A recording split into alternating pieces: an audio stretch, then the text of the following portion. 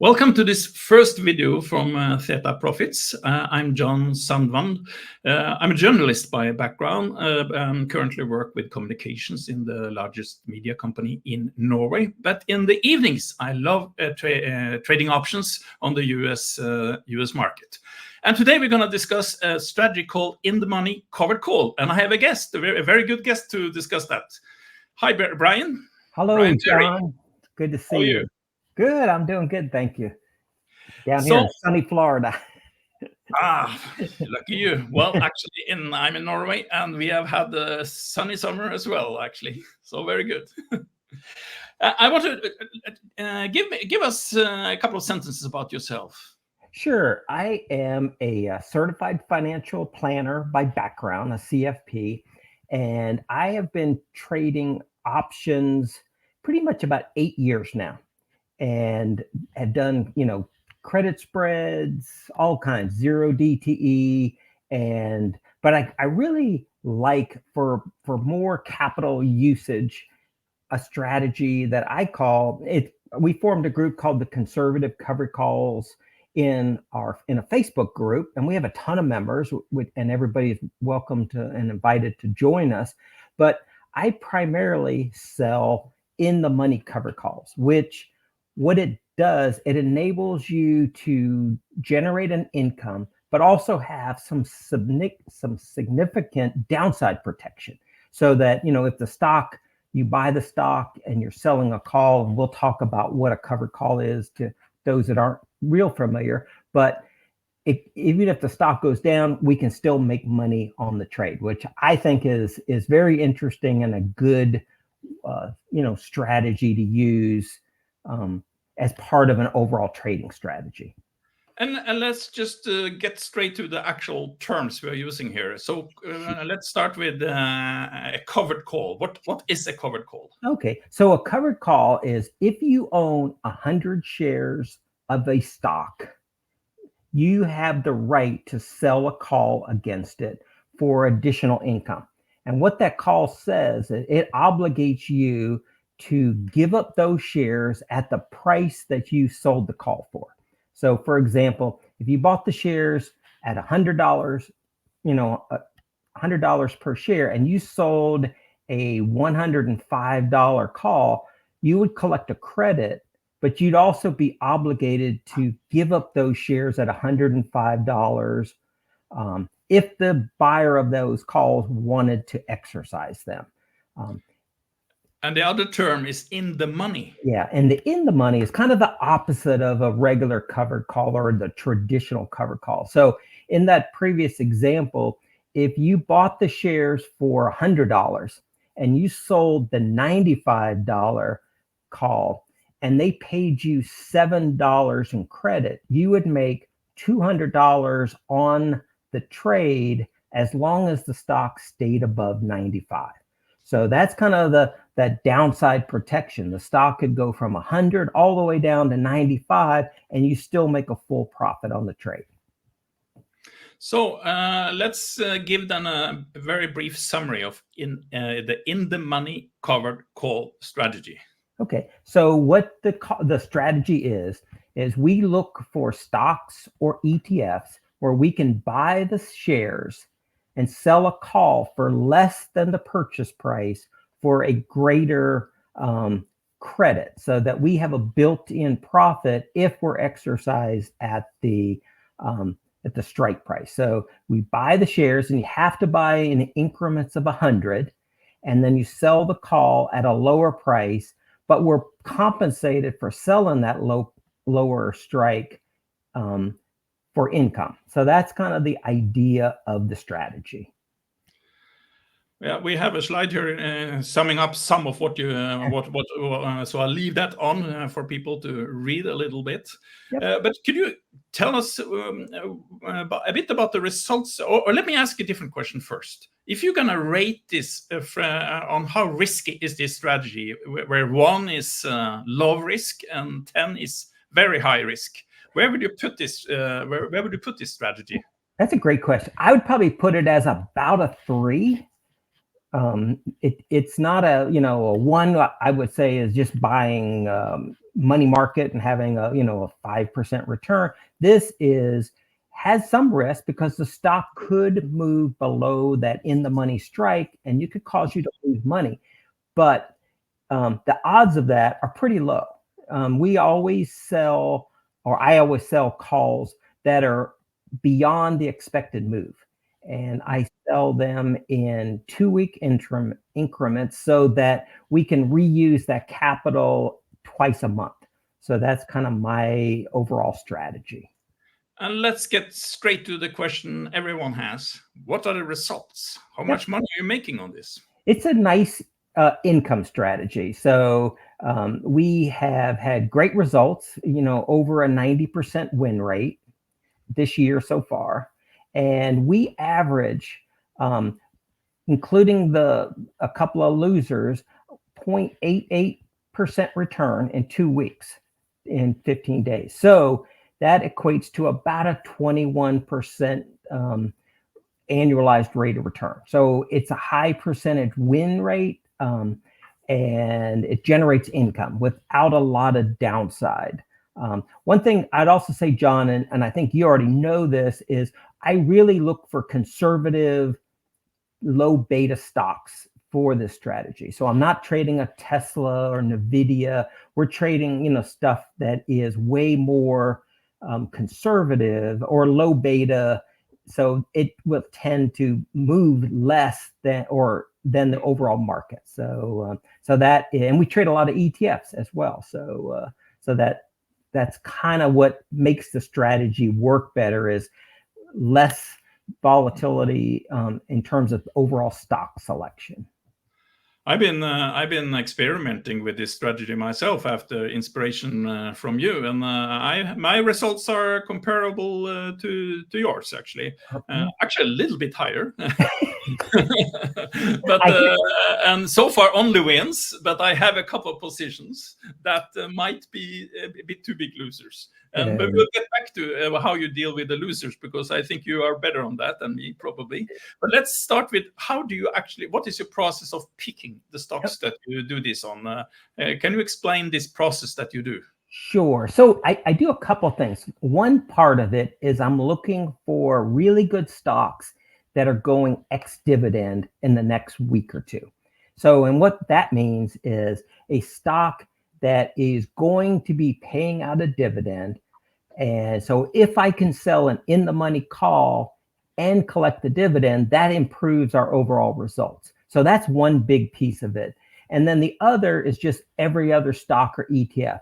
And what I primarily do is I look to see what sectors are the strongest right now, and then look within those sectors, what are the strongest stocks within those strong sectors. And then that kind of makes up the bulk of the list. And then I also will use the sector ETFs for trades, because those tend to be even less volatile. They don't generally pay the same income, but they're even safer than the stocks within those sectors, if that makes sense.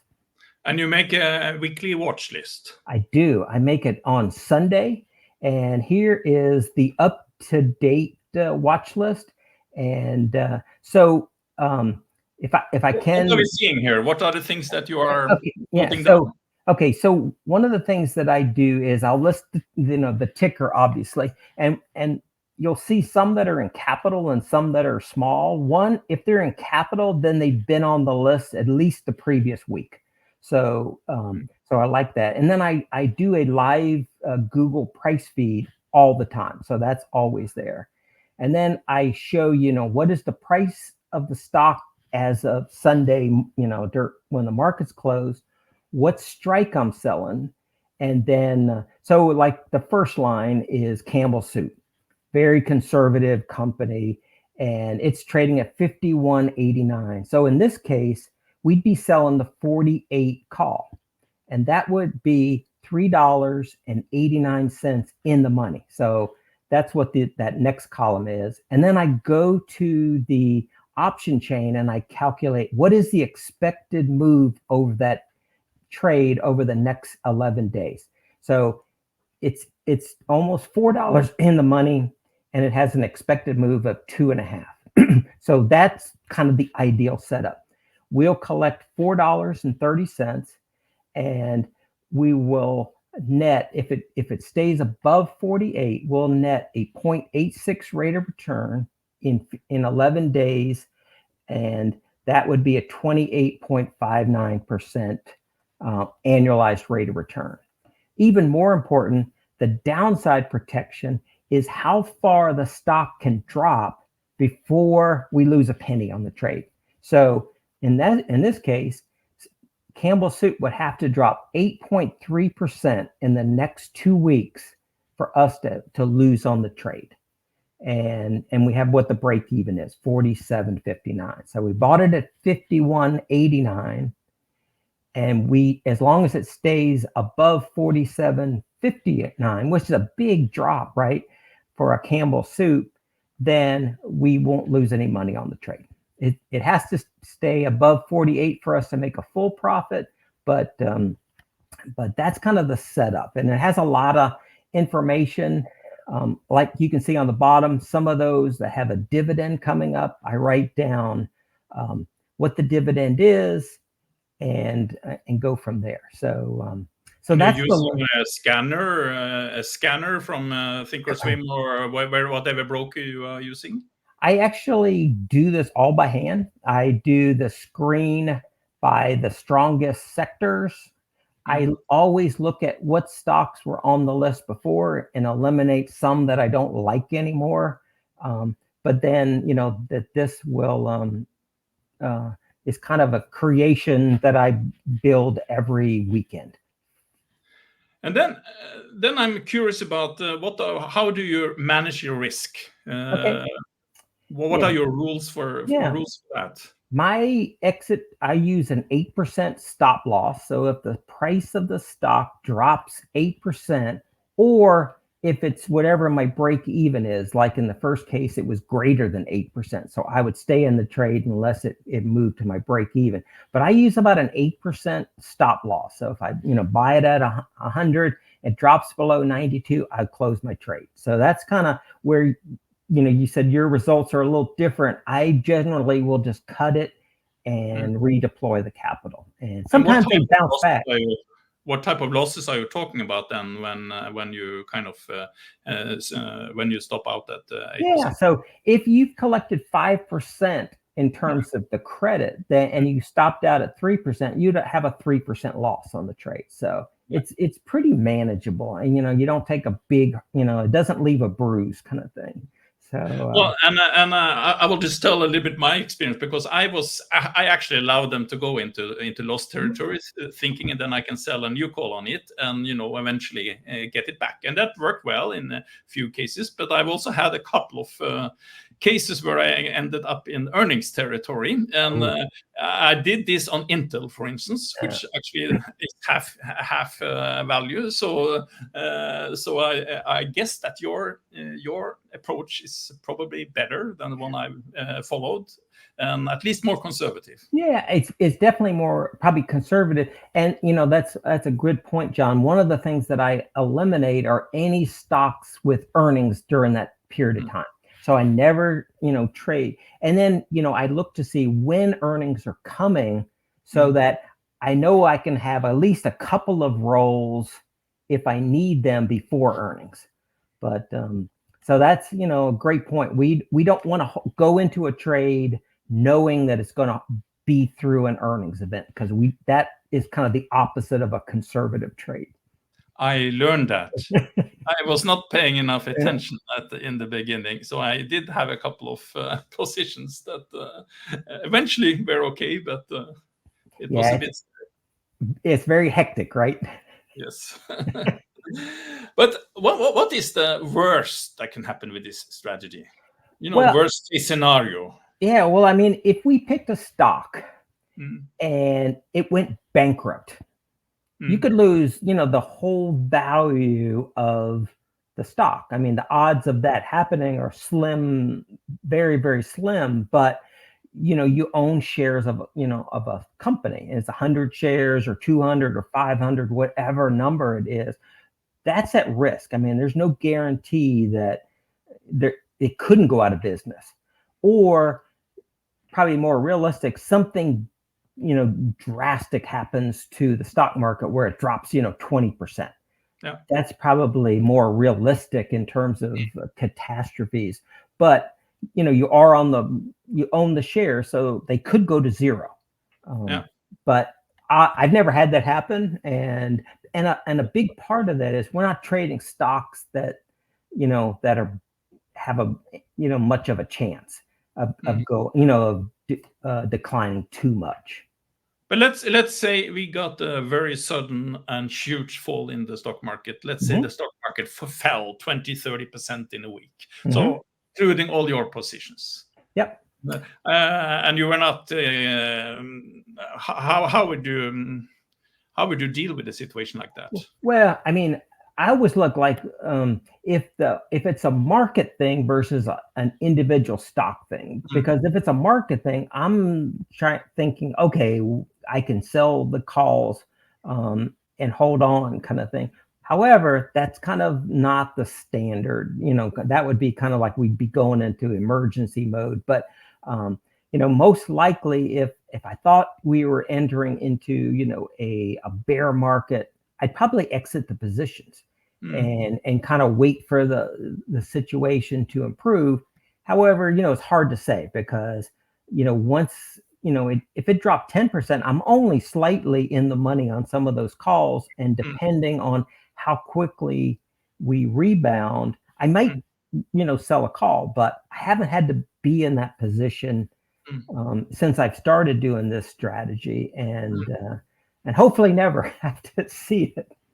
But this is a pure theta play, right? You are only making money on the theta decay. Aren't you sometimes, let's say, a bit frustrated that you are not able to take the benefit of, let's say, a price increase in the stock? You never make any profit on the movement on the stock price, right? You don't. It's a, like you said, it's a pure theta play, and it's an income strategy. And the way I kind of look at it, John, is if I could make 2% a month on a trade with 5% or more downside protection, that's a pretty good strategy for a portion of my trading capital. So, and I've experimented with either at the money calls or even out of the money calls.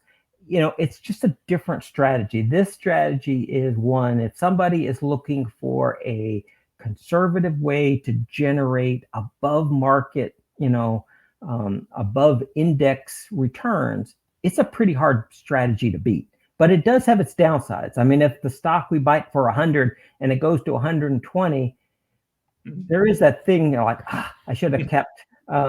But there's other strategies that take advantage of that too. So I would do something like this in, context of an overall strategy. So this would be a part of it, and it's strictly an income strategy. And then you have maybe other strategies that also move and make more money on price movement, maybe. Sure, yeah, and have less downside protection. So it's kind of all the way I look at it is anybody's trading plan has to have kind of a combination of different strategies, because there's going to be times when this strategy works, but the other ones work way better. So, and you're always looking back going, like you just said, John, it's like, I could have made 20% on this stock, but I wouldn't have had the downside protection. So it's just a different strategy, a different way of generating income, high probability trades. Usually I don't worry about, like, if the stock market goes down 1%, even 2%, these stocks just tend to hang in there. So they rarely ever get challenged. So if you were to summarize, who is this strategy best for? I think it is best for someone who's looking for a steady income and have that downside protection. So if you just want to be able to say, I can generate, my goal is I can generate 2% a month, 20% a year, and have a 90% win rate and have 5% or more downside protection, that's who it's for. It's somebody who says, if I can make 20% a year without having to worry, did the market gap down up 1%? I love the strategy, and I think it's just one that many people don't know about or haven't thought about, but it is a pretty solid income strategy. But you can't be in love with the stock you own because it's most likely it's going to get taken away, and you could buy it again, but it's that's what it is. And that's the thing about this strategy, that it's not the typical way of doing the covered call, because it's not in the typical covered call you sell the call on out of the money. Yep. And you basically hope that you just collect the premium and repeat and rinse process. Right. And my goal is I want them to go away in 2 weeks, get my income, and redeploy the capital. I'm a bit curious. You're also running a Facebook group that I'm following, and conservative covered calls. Tell us just a little bit about this Facebook group and what you are focusing on in this group. Well, what I do there is I post some of my trades. I post, these are the stocks or the ETFs that I'm looking at for the particular week. We have some people who post their trades, which is great and encouraged.